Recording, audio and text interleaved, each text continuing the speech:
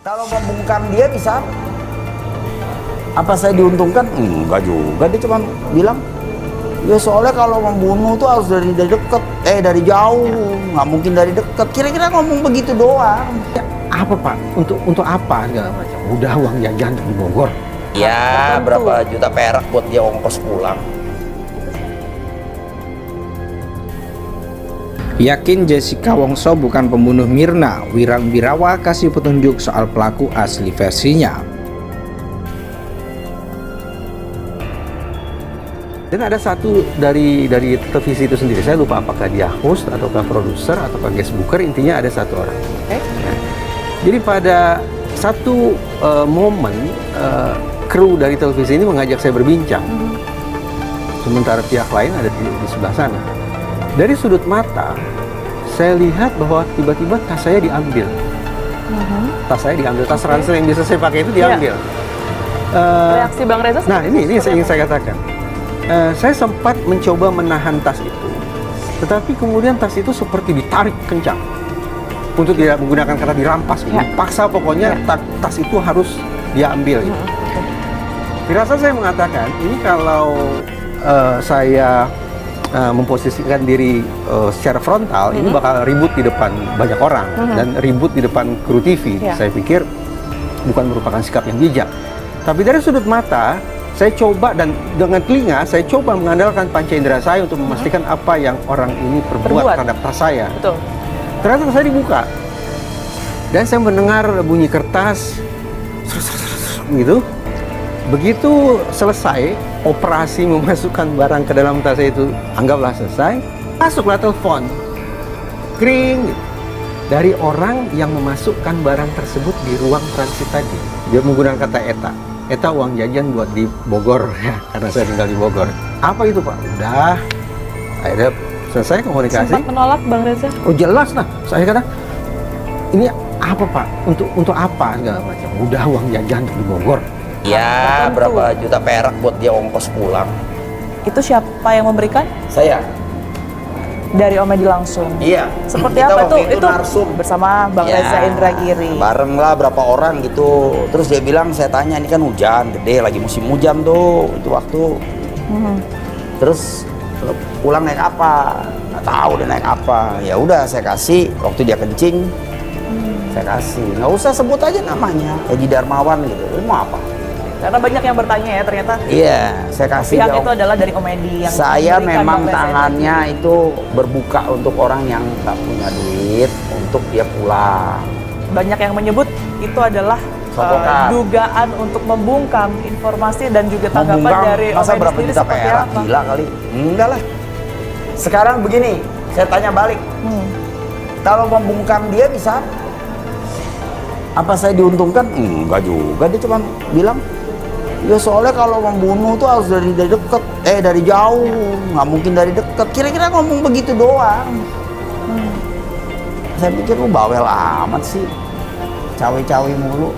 Ya. Boleh tidak disebut ini sebagai kekhawatiran keluarga? Enggak. Atas campur tangan dari Bang Reza Indragiri? Enggak ada takut. Enggak ada takutnya sama dia, apa urusannya. Kemudian sejumlah uang tersebut diberikan kepada KPK. Ada tanggapan tersendiri Om Edi? Pertama, duitnya berapa? 3 juta, 5 juta gitu kan. Itu jumlahnya sebenarnya berapa? Saya nggak ingat, saya ambil dari kantong. Kisaran. Kan saya kalau mau tas begini uang semua nih. Saya ambil, masukin. Dikit lah, ya orang 3-4 juta. Sempat ada penolakan mungkin dari Bang Reza? Enggak, dia lagi kencing. Banyak netizen atau masyarakat yang awam hukum melihat ini sebuah keganjilan. Tapi memang yang harus dikritisi adalah yaitu ketidakprofesionalan dari investigasi itu sendirilah yang menyebabkan adanya keraguan dari netizen dalam hakim memutus bahwa Jessica lah yang bersalah. Artinya seluruh prosedur tidak bisa di-skip. Di dalam proses ini, otopsi tidak dilakukan secara sempurna. Ahli sudah menyatakan itu. Nah, kejanggalan-kejanggalan itulah yang menyebabkan netizen, termasuk saya, menjadi tidak yakin apakah yang disajikan oleh jaksa penuntut umum itu benar-benar yang menyebabkan putusan itu memang harus 20 tahun itu benar apa adanya, penuh keraguan. Kemungkinannya ada, besar atau tidaknya kurang tahu juga. Kenapa? Karena pada dasarnya dorongan masyarakat untuk menegakkan keadilan itu dapat menuntut pemerintah membuka kasus itu kembali. Tante itu bilang sama saya kalau ada temannya Mirna yang sedang menunggu di restoran itu menaruh sesuatu di minuman Mirna. Terlihat dalam CCTV dan ada orang yang melihat. Pada saat itu saya berpikir-pikir temannya Mirna yang ada di kejadian hanya saya dan Hani.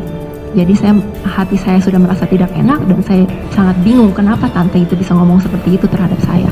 Dia ada di situ juga, dia mendengar semua. Lalu tante itu meminta saya untuk menuliskan kronologi kejadian. Setelah itu perasaan saya sudah tidak enak, makanya itulah alasan saya tidak datang ke pemakaman. Saya dengar semua itu kok, tapi kalau misalkan emang kamu mau, kenapa nggak datang dari pertama ke keluarga kita ngomong baik-baik dari pertama? Kenapa malah kamu malah cari pengacara? Kasus kopi cyanida yang menewaskan Wayan Mirna Salihin dengan terpidana Jessica Kumala Wongso masih menjadi sorotan publik menyusul film dokumenter di Netflix berjudul Ice Cold Murder Coffee dan Jessica Wongso. Berbagai pro dan kontra mengenai pendapat soal kasus kopi cyanida juga masih menjadi perbincangan. Terbaru peramal Wirang Birowo kembali memberikan komentarnya perihal kasus pembunuhan melalui racun di kopi cyanida oleh terpidana Jessica Wongso tersebut. Wirang Birowo sangat meyakini bahwa Jessica Wongso bukan pelaku pembunuh terhadap Mirna Salihin.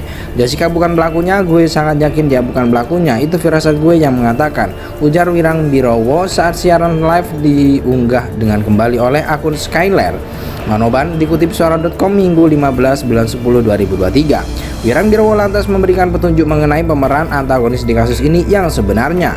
Banyak-banyak aja wawancara sih, yang paling instingnya kuat itu karena dia pasti sering meleset ucapannya. Ini cluenya, karena insting yang menarasikan cyanida lalu menggiring opini bahwa ini matinya karena racun cyanida, ucap Wirang Birowo. Jadi racunnya harus ada di kopi tersebut karena insting mengatakan demikian walau sebenarnya tidak ada. Tapi kebetulan paham aja soal cyanida, sambungnya. Unggahan video tentang komentar Wirang Birowo langsung menuai reaksi dari netizen. Kita galang dana untuk pengadilan internasional kalau memang pemerintah sendiri tidak merespon. Ini demi keadilan di mata hukum untuk semua rakyat, kata salah satu netizen. Internasional aja sudah final deh, kasihan banget kalau sampai bener dia bukan pelakunya apa part lainnya. Semoga kasusnya cepat dibuka kembali dan semoga makin banyak orang yang baik yang berpihak pada Jessica dan keadilan yang sedang mati suri, imbuh lainnya.